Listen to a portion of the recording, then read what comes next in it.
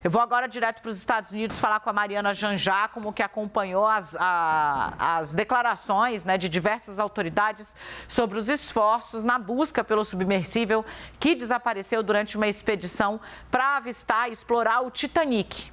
5 pessoas estão a bordo desse submersível que sumiu ali próximo à costa do Canadá. Vem para cá a Mariana Jangiacomo, direto de Nova York, trazendo os dados para a gente. Oi, Mari. Oi, Dani. Olha, as buscas ficam cada vez mais complexas e cada vez mais desafiadoras a cada minuto que passa, viu? A informação que a gente tem, mais recente, da Guarda Costeira Americana, é de que há cerca de 40 horas de oxigênio disponível ainda nesse submersível, mas é isso, a cada minuto que passa, as buscas vão ficando mais difíceis. Durante a noite, elas foram focadas na superfície, aí no final da manhã passaram também para debaixo d'água. Então, essas buscas, os navios, os aviões, são diversos navios e aviões do governo americano, do governo do Canadá, empenhados nessas buscas, agora também estão procurando esse submersível debaixo da água. E, Dani, é importante a gente ressaltar que os destroços do Titanic estão a 3.800 metros debaixo da água. Então, se esse submersível realmente estiver perto desses destroços, aí a coisa fica ainda mais difícil, porque, olha, o resgate mais profundo da história foi a apenas 600 metros debaixo da superfície. Então, imagina só, seria algo sem precedentes, um resgate de um submersível nessa profundidade. Mas, claro, a gente ainda não faz ideia de onde está esse veículo. O que os especialistas explicaram aqui para a CNN dos Estados Unidos é que são 3 fases dessa operação de resgate. A primeira é localizar o submersível, a segunda é saber como estão as pessoas e aí a terceira é entender se há a possibilidade de salvar essas pessoas e como fazer isso. A gente sabe também que esse submersível não pode ser aberto do lado de dentro, é preciso vir alguém do lado de fora, o que acrescenta ainda mais, né, outra camada de dificuldade para esse processo todo. Então, infelizmente, Dani, esse aqui, claro, né, é o assunto do dia nos Estados Unidos e a opinião dos analistas é de que é muito difícil, está muito difícil ser otimista em relação a esse caso. São 5 passageiros a bordo, então a gente tem um britânico, um francês, temos um empresário paquistanês com o filho dele e o 5º passageiro, segundo informações da CNN, é o próprio dono da empresa que faz essa expedição, a Open Gate. Então, cada passageiro pagou $250 mil para fazer parte dessa expedição, que na verdade é uma jornada de 8 dias. As pessoas ficam 8 dias a bordo de uma embarcação e aí terminam essa jornada com a descida para ver os destroços do Titanic. Essa descida, o tempo da descida e de subida deve ser de aproximadamente 10 horas. Só que a embarcação não voltou, a embarcação perdeu o contato, né? O submersível perdeu o contato com a embarcação principal cerca de 2 horas depois dessa operação de mergulho começar. Então, a operação de mergulho começou por volta das 9 da manhã no domingo.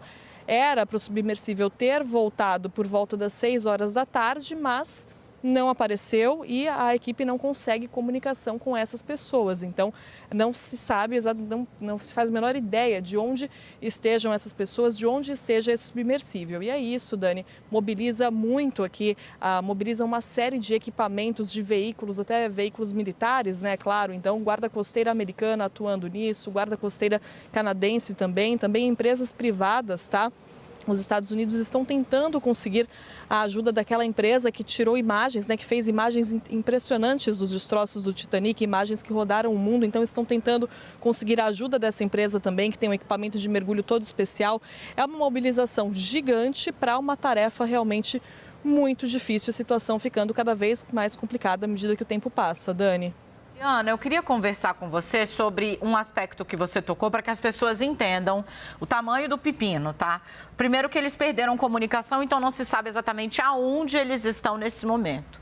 Tem um fator que dá alguma tranquilidade, que é, né, eles precisariam de 8 horas para chegar até os 3.600 metros, é isso? 3.800 metros de profundidade onde está o Titanic?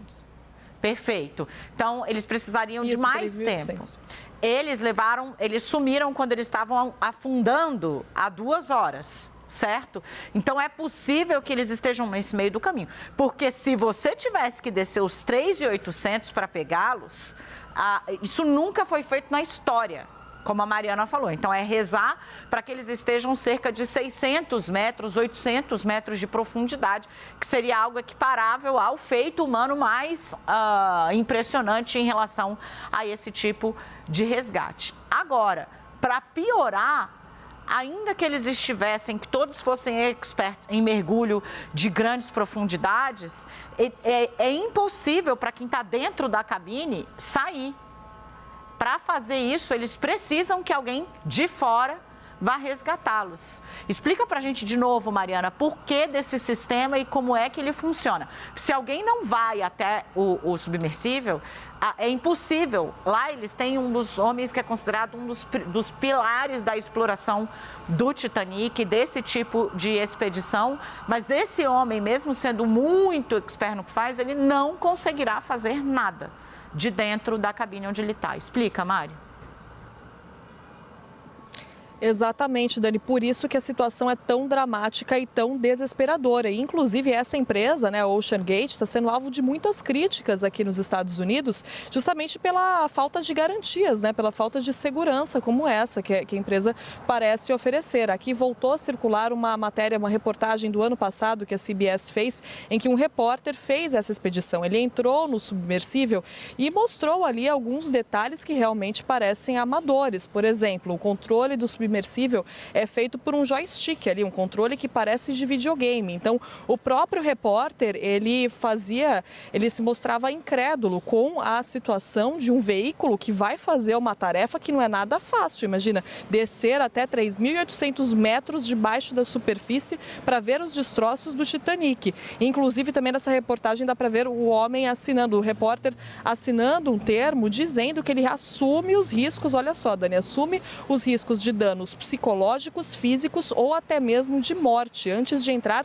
nessa embarcação, porque era uma embarcação sem reconhecimento, sem licença, autorização do governo, enfim. Então tudo isso, todos esses detalhes estão vindo à tona agora e estão gerando uma enxurrada de críticas, questionamentos para essa empresa de como fazer, né, como pode fazer uma expedição dessa, uma operação dessa com esse tipo de equipamento. Não se sabe, a gente não tem a confirmação se esses passageiros assinaram esses termos também, ou se isso mudou do ano passado para cá, a gente ainda não tem essa informação, ou se assinaram, se viram, né, o que estavam assinando, enfim.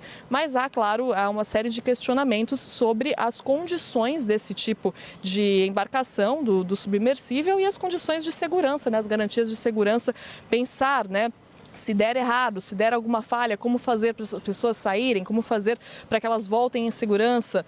Agora há pouco, a OceanGate, que é essa empresa, emitiu um comunicado dizendo que está extremamente grata por toda a assistência do governo, enfim, toda a ajuda que tem recebido e dizendo que está fazendo tudo o que pode para resgatar as pessoas que foram para essa expedição, Dani.